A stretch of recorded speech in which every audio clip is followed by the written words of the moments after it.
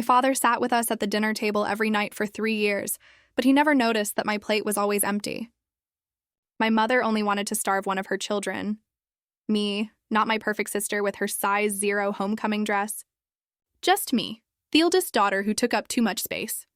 When I was 11, we were all sitting around the table when my dad asked, "Why is Lauren's my name plate empty?" Before I could speak, I felt Mom's perfectly manicured nails dig into my shoulders. She already ate.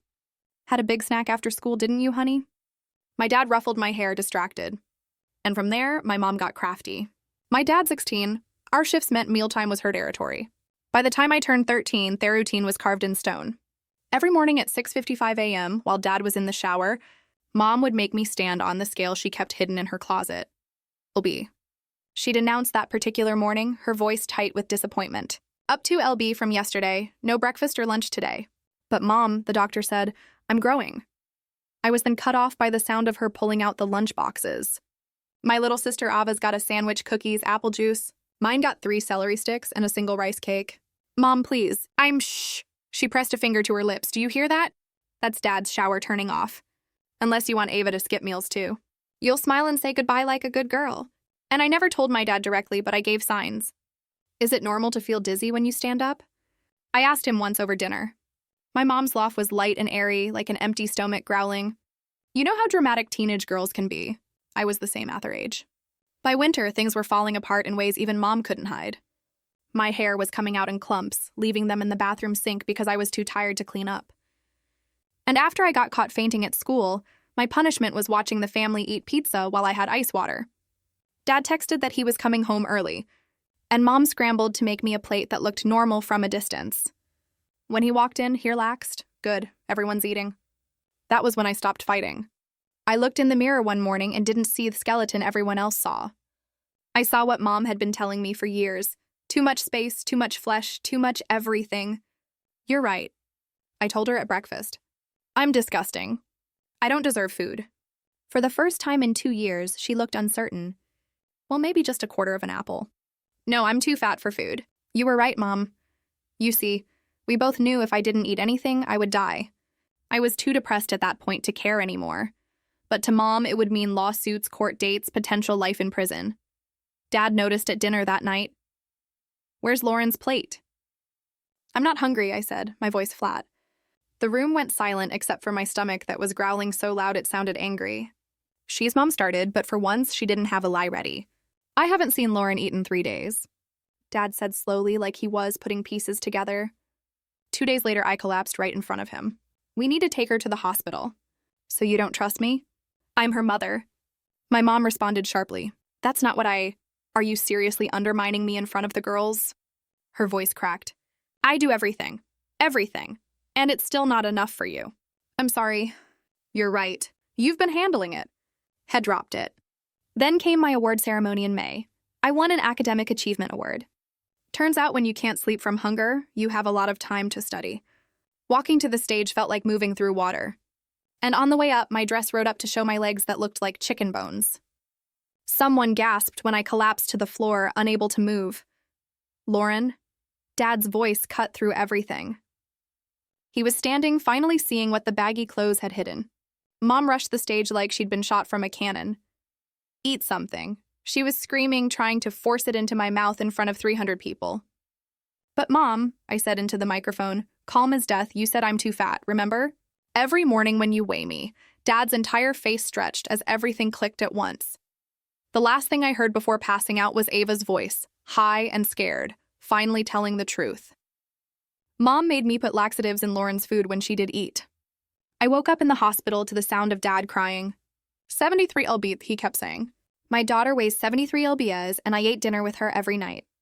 The doctor's voice was professionally calm, but I could hear the undercurrent of disgust. "Mr. Hayes, she's been systematically starved for approximately years. Her heart shows signs of chronic malnutrition.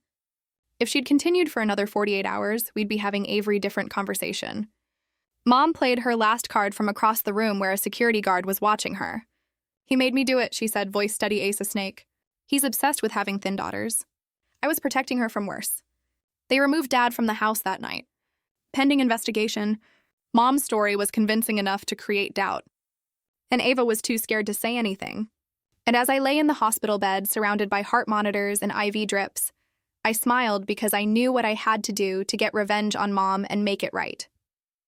The beeping monitors pulled me back to consciousness the next morning, and I stared at the ceiling tiles while making myself a promise that this wasn't about surviving anymore. It was about fixing everything Mom had broken.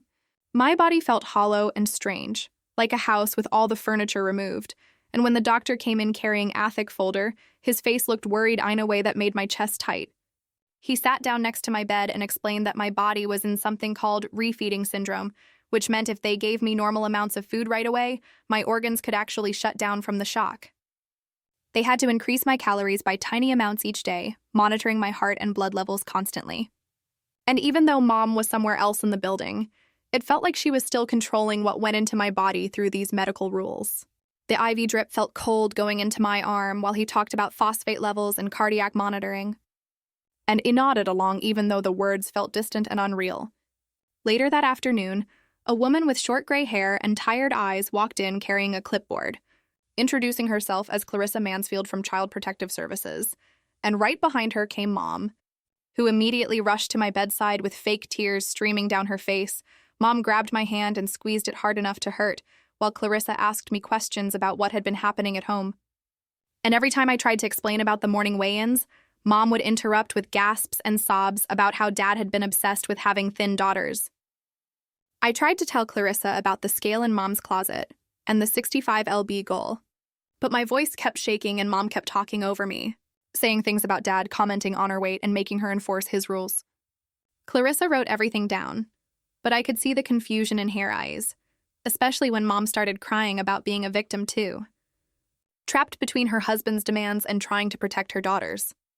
That evening, after Mom finally left with the security guard trailing behind her, another social worker came to tell me that Dad had been removed from our house while they investigated Mom's claims about him being the real abuser.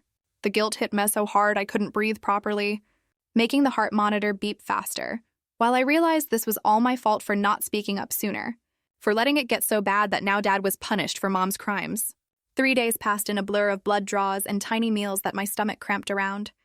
And on the third day, I finally worked up the courage to tell my nurse about everything while she changed my IV bag. She listened without interrupting while I explained the daily weigh-ins at exactly 6:55 a.m. every morning, how Mom would make me stand on that hidden scale while Dad was in the shower, and how she'd made Ava put laxatives in my food on the rare days when I was allowed to eat. The nurse wrote everything down in careful handwriting and promised to pass it along to my medical team, squeezing my shoulder gently before she left.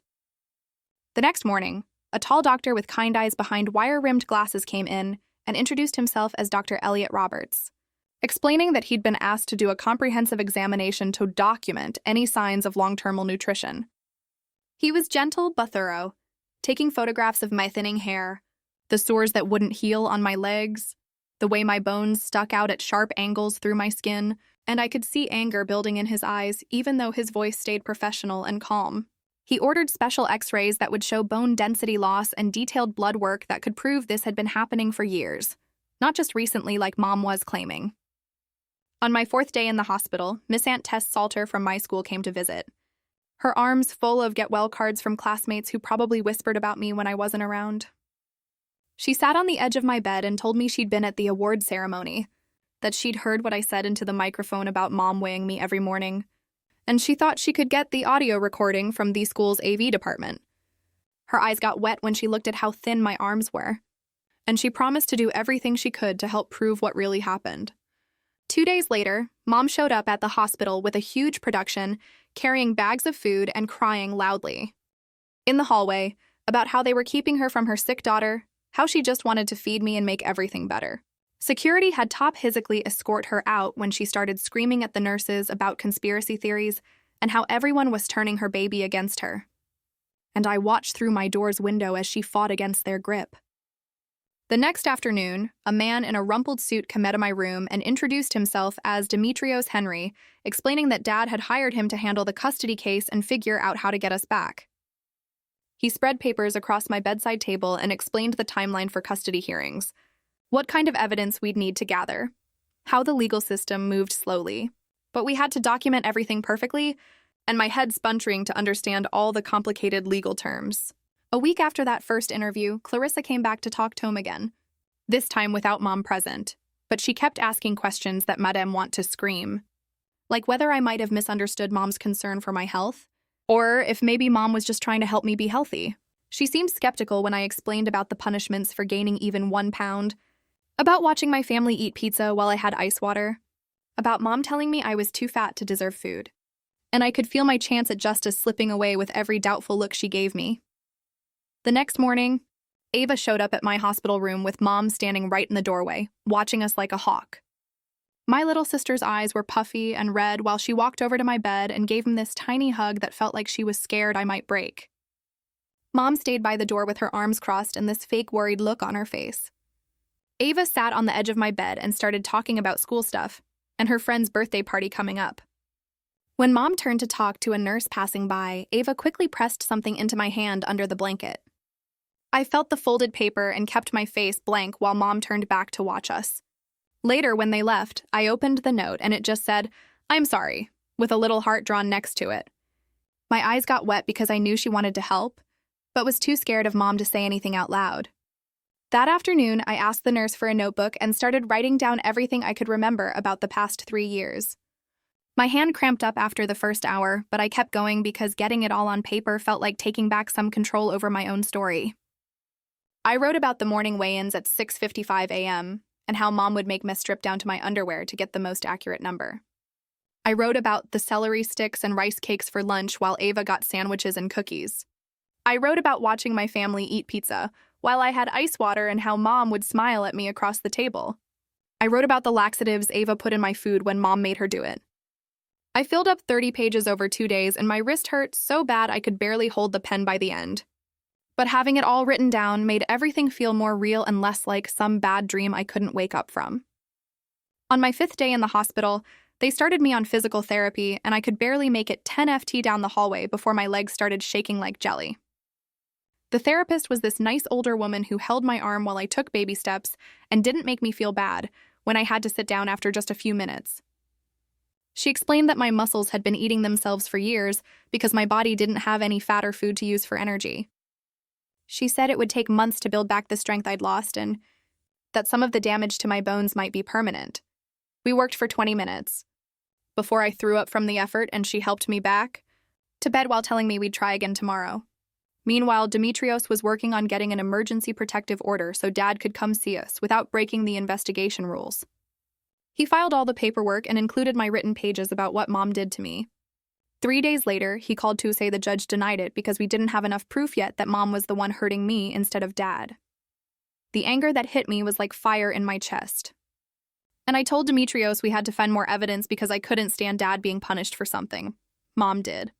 He promised he was working on it, but said the legal system moved slow and we had to be patient. The next day, Tess showed up with a CD that was supposed to have the audio from my award ceremony. We played it on her laptop, but the quality was so bad you could barely hear anything except crowd noise and some muffled talking. You could kind of make out me saying something about being too fat, but the exact words were lost in the static. She looked so disappointed and promised she'd check with the school's AV department because they usually had better equipment recording these events. I thanked her for trying, even though I wanted to scream about how unfair it was that the one time I told the truth in public. We couldn't even use it as proof.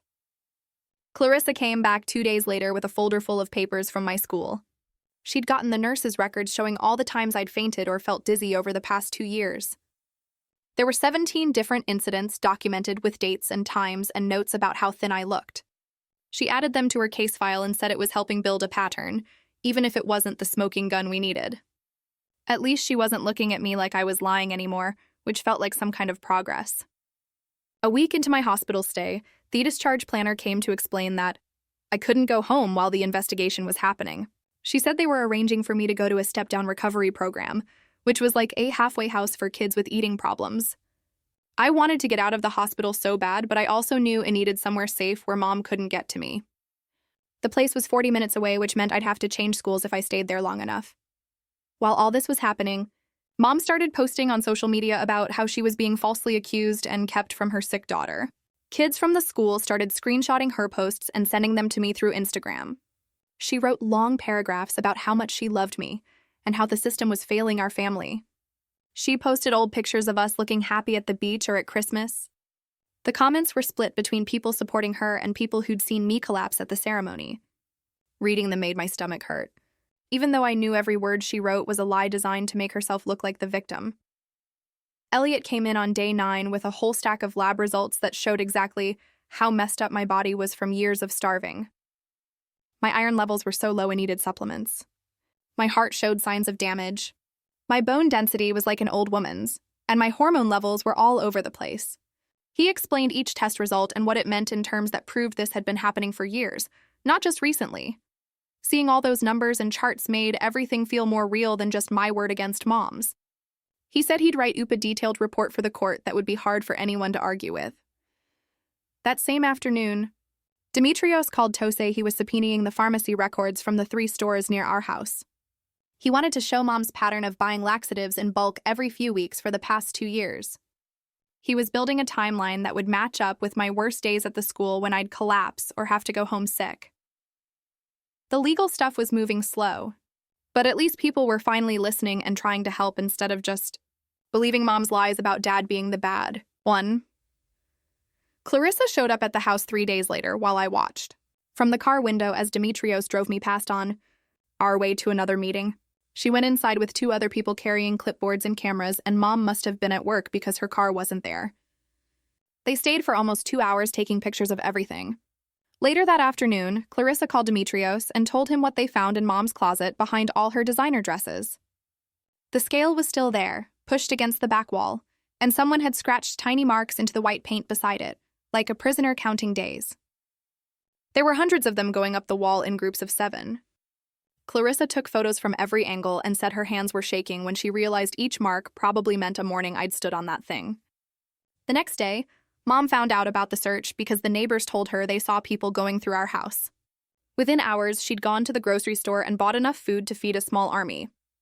When Clarissa went back for the follow-up visit 2 days later, the kitchen looked like something from a cooking magazine with fresh fruit bowls and meal planning charts stuck to the fridge. Mom had even printed out healthy recipe cards and left them scattered on the counter like she'd been using them for years. Watching from across the street where Demetrios parked so I could see, I wanted to scream at how good she was at this game. The step-down facility set me up with a therapist named Shanti Britton, who had this calm way of talking that made me feel less crazy. She taught me to write down facts in order without adding how I felt about them, just what happened and when. We practiced over and over how to tell mystery without crying or getting angry, because she said judges listen better to facts than feelings. Every session we'd go through the timeline and she'd stop me whenever I started saying things like, "I felt," or "it seemed like," and make me stick to what actually happened. It was harder than I thought it would be to just say the words without all the emotion wrapped around them. Dad finally got permission for a supervised visit after 2 weeks of lawyers arguing about it. He walked into the visiting room at the facility and just stood there staring at me like he was seeing a ghost. Then he dropped into the chair and started sobbing so hard his whole body shook. The supervisor had to get him water because he couldn't stop, crying long enough to breathe properly. He kept saying he was sorry over and over until I finally told him to stop, because Ava and I needed him to fight, not fall apart. He wiped his face and nodded and promised he'd do whatever it took to get us back. That same week, Miss Alter called to say she'd been digging through the school's AVE equipment from the ceremony. The main recording was bad, but the auditorium had a built-in system for hearing-impaired students that recorded everything separately. She played it for me over the phone and you could hear everything crystal clear. My voice saying those words about Mom weighing me every morning. Then Mom's panicked voice trying to force food in my mouth. Then Ava's scared voice about the laxatives. Miss burned copies onto 3 different CDs and gave them to Demetrios, who said, "This was exactly what we needed." 2 nights later, my phone rang from a number I didn't recognize. It was Ava calling from her friend's phone, whispering so quiet I could barely hear her. She said Mom had been taking her to doctor appointments for constipation, but she wasn't constipated. And the doctor kept asking weird questions about her eating. My whole body went cold because I knew exactly what Mom was starting. Ava said Mom told her not to tell anyone about the appointments and made her promise to keep it secret from Dad. I told her to tell someone at the school if she felt sick or scared, and she said okay before hanging up really fast. The next morning during my therapy session with Shanti, I stood up too fast and the room started spinning. My legs gave out and I hit the floor hard enough to bruise my hip. Shanti called Dr. Roberts, who came over from the main hospital and checked my vitals while lecturing me about pushing too hard.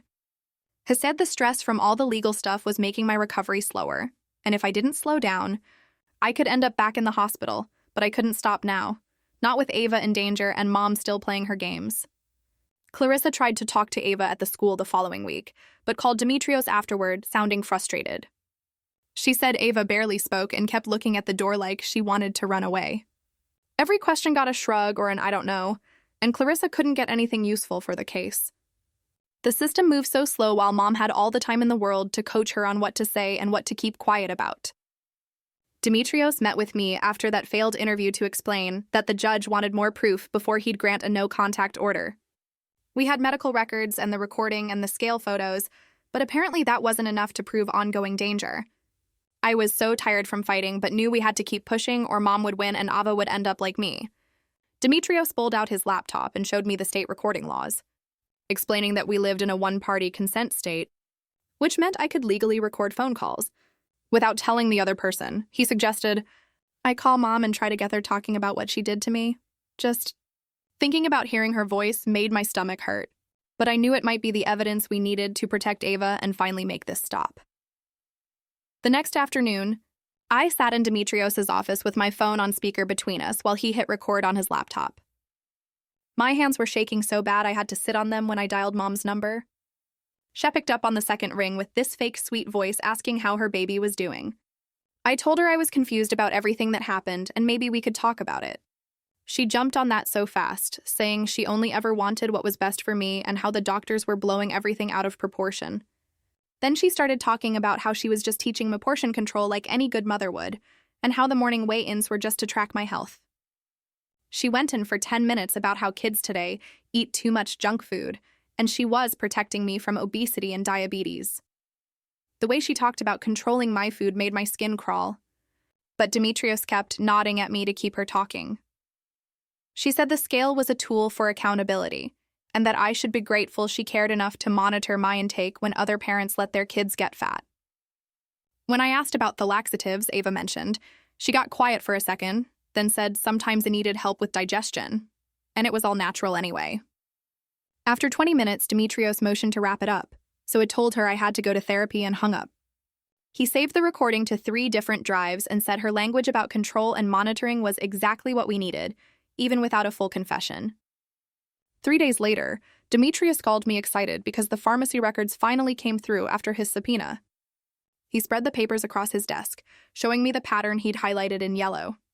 Every 2 to 3 weeks for the past 2 years, Mom had bought the same brand of laxatives in bulk, always paying cash, but using her rewards card. The dates matched up perfectly with my worst days at the school that the nurse had documented. There was 1 week where she bought 3 boxes right before I collapsed during finals. Even Clarissa couldn't explain away such a clear pattern when Demetrios showed her the timeline matched with my medical records. She finally admitted this looked like systematic abuse and said she was pushing hard to get Ava placed somewhere safe immediately. But then she explained how the system worked and my heart sank. They needed to find an appropriate family member first. Then if that didn't work out, they'd look for emergency foster placement. But there was a shortage of homes willing to take teenagers. Every day that passed with Ava still in that house felt like I was failing her. I kept thinking about those weird doctor appointments she'd mentioned and what Mom might be doing to her now that I wasn't there to be the target. Clarissa promised she was checking on Ava every few days, but that didn't feel like enough when I knew how good Mom was at hiding things. The next week, Missy Salter called to say she'd gotten 5 teachers to write official statements about my collapses and weight loss over the years. She read parts of them to me over the phone, and I felt my face burning with embarrassment. My English teacher wrote about how I'd fallen asleep standing up during a presentation, and how my clothes hung off me like curtains.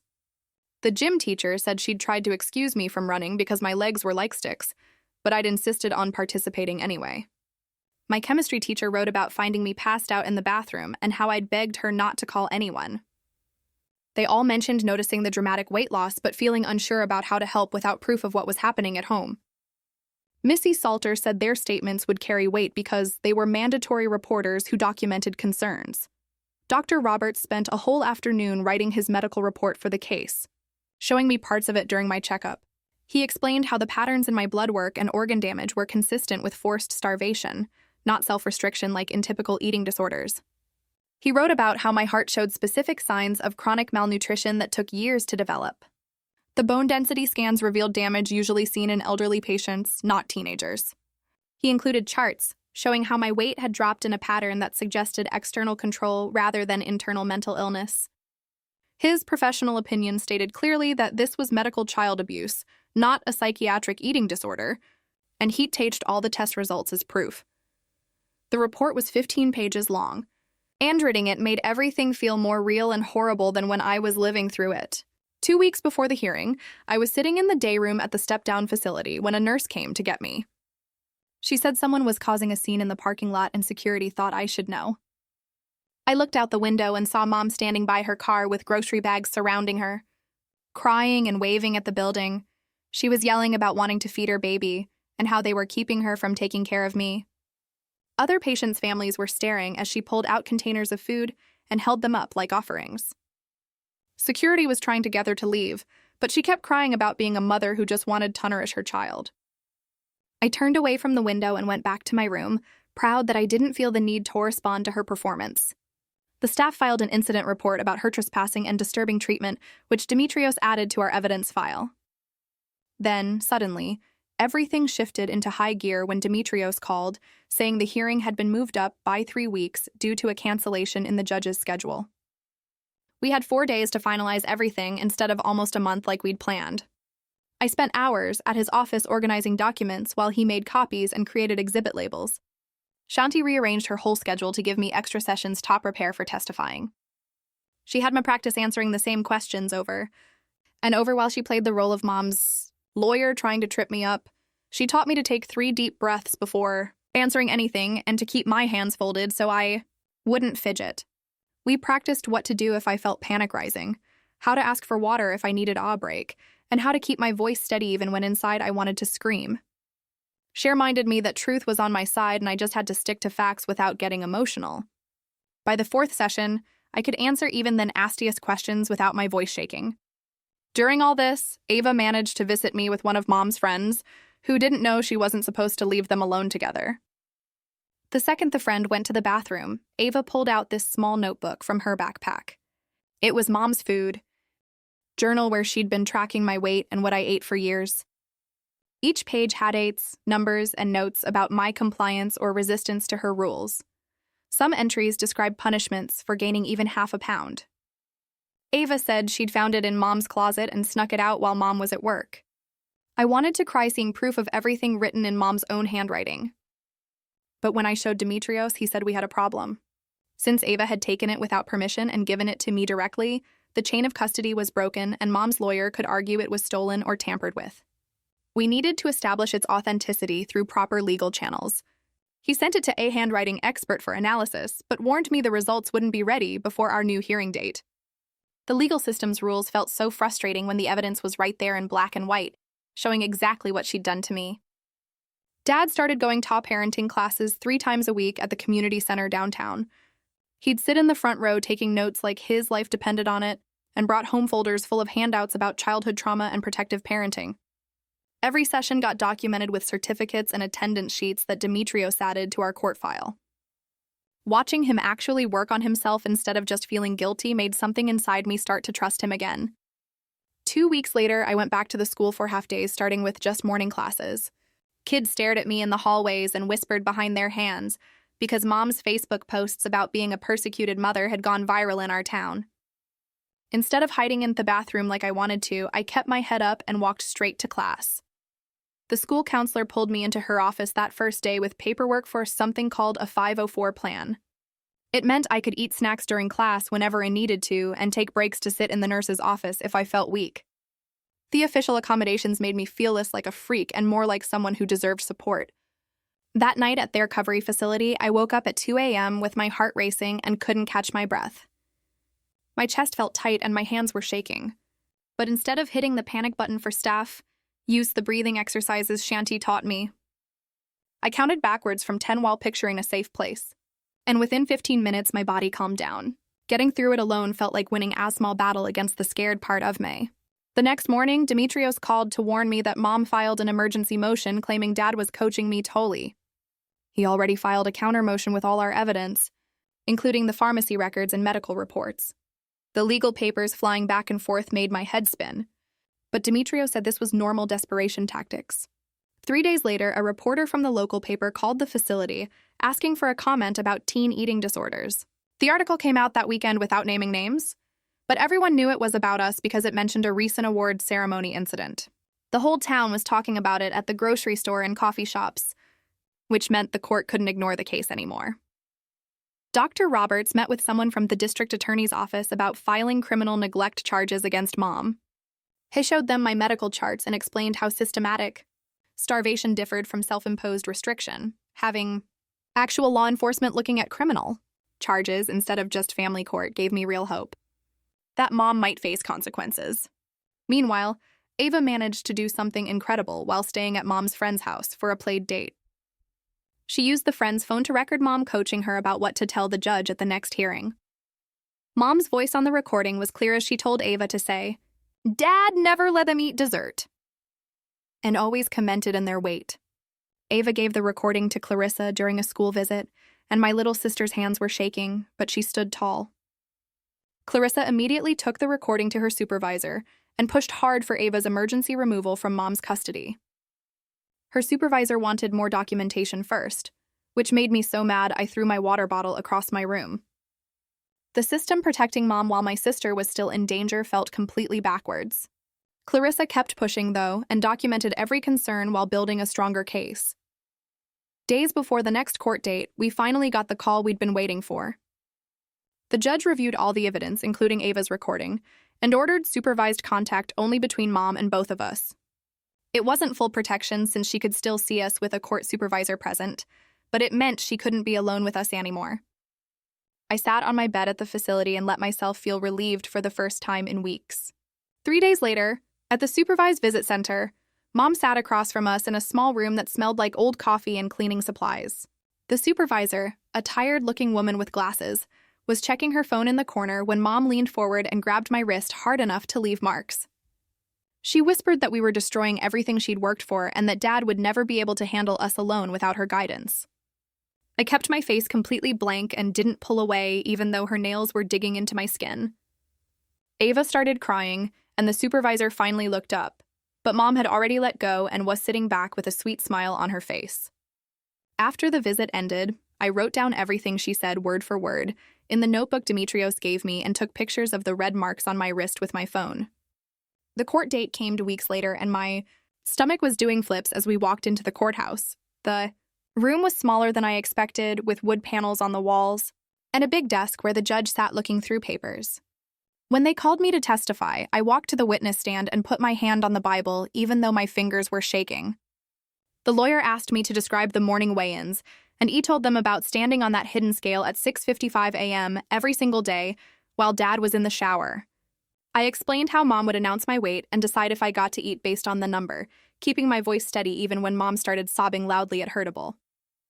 The lawyer asked about the food restrictions, and I listed everything.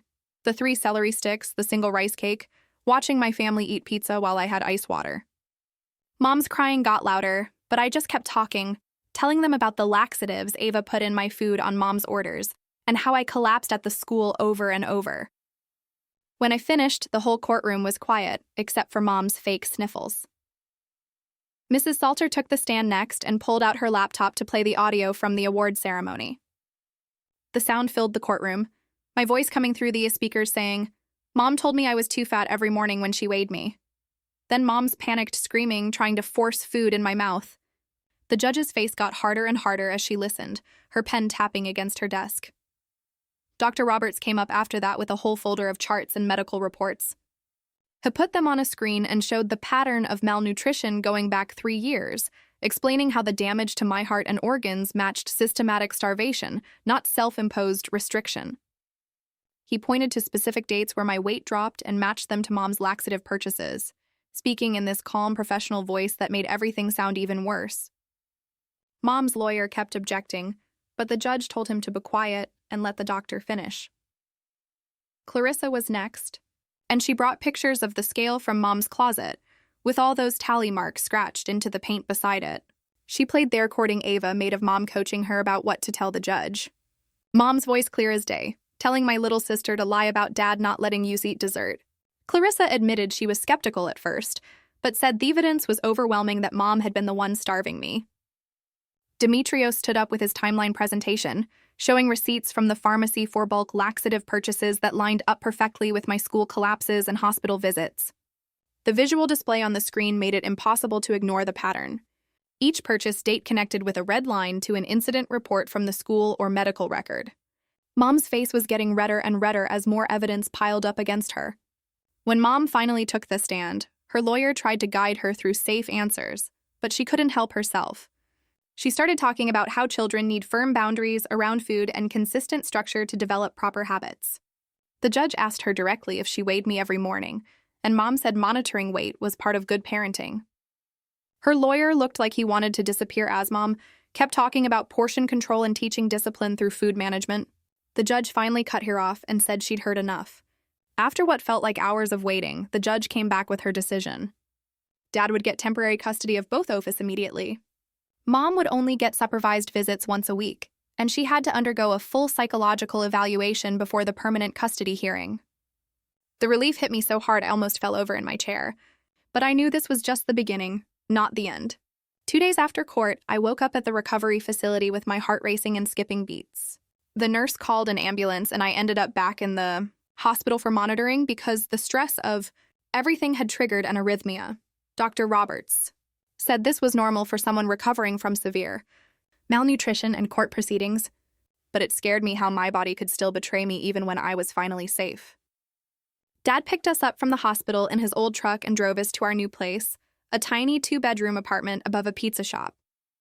The smell of garlic and cheese came through the floors, and Dad apologized for not being able to afford anything better since Mom had cleaned out the joint bank account.